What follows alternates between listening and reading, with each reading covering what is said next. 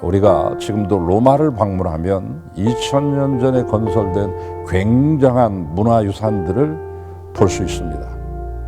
콜로세움, 원형극장을 비롯해서 그 많은, 그 엄청난, 그 장엄한 유적들을 보면서 우리는 감탄을 자아냅니다만 한 번 더 생각해 보세요. 그건 전부 노예가 만든 것입니다. 노예가 설계하고 노예가 지었고, 이런 것들을 만들기 위해서 엄청난 많은 노예가 죽어나갔습니다. 우리는 바로 그 현장에서 그 노예들의 핏자국을 볼 수 있어야 됩니다. 자, 인류가 무엇을 건설했냐를 볼 게 아니라 얼마나 많은 사람이 죽었느냐 하는 것을 결코 잊어서는 안 됩니다. 그 노예와 주인의 관계라고 하는 것은 이 두 마디로 요약이 돼요. 충성과 복종. 그것이 노예와 주인의 관계입니다. 노예는 비인간적 대우를 받았습니다. 이 철학자들의 글 속에도 나옵니다. 노예와 당나귀는 같다. 그런데 당나귀는 내 말을 못 알아듣고 노예는 말을 알아듣는다.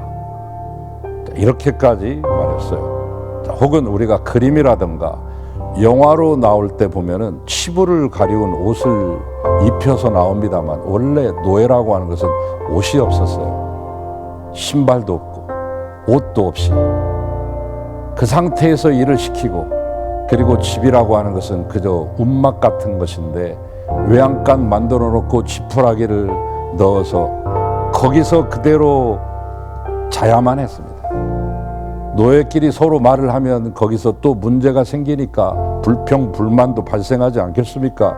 일체 말을 서로 못하게 했죠. 듣기만 하고 말을 못하게끔. 그래서 말을 아예 못 배워버려서 그냥 웅얼웅얼 하던 노예들이 부지기수였습니다. 언어를 모르고 동물처럼 언어까지도 빼앗아 버렸습니다.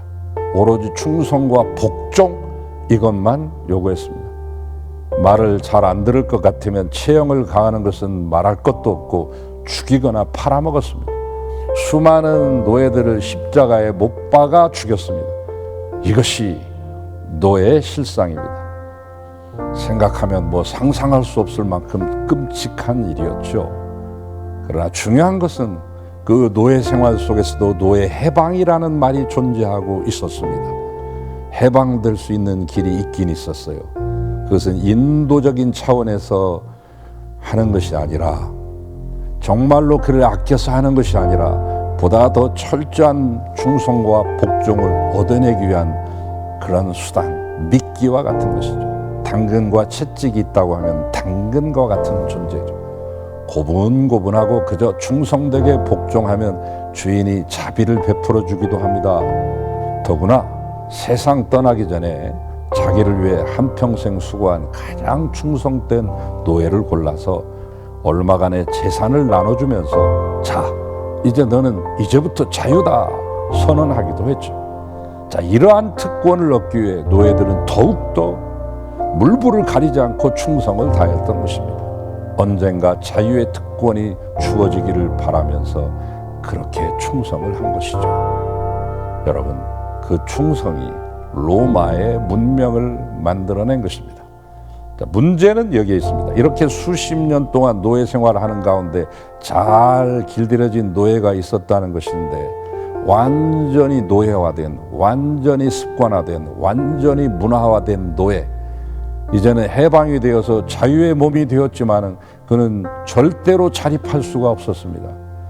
인격적으로, 경제적으로, 사회적으로 자립할 수가 없어서 다시 옛 주인에게 돌아가서 아유 주인님, 저를 제발 다시 노예로 써주세요 하면서 노예 생활을 다시 시작한 예가 부지기수입니다. 이 얼마나 안타깝고 비참한 얘기입니까? 네로 황제, 그도 원래 노예 출신이었습니다. 마침내 노예에서 황제까지 올라갔지만 그 마음속에는 여전히 노예 근성이 남아 있었습니다. 그는 황제였지만 참 자유인이 아니었기 때문입니다. 그래서 자기도 말할 수 없이 괴로웠고 희대의 폭군이 되어 많은 사람을 불행하게 만든 독재자의 표상이 되죠. 자, 그렇다면 어떻게 해야 참 자유를 얻을 수 있을까요? 다른 길은 없습니다. 오직 길이요 진리요 생명이신 주님을 붙잡는 것뿐입니다. 진리를 알지니 진리가 너희를 자유케 하리라 말씀하신 그분을 말입니다.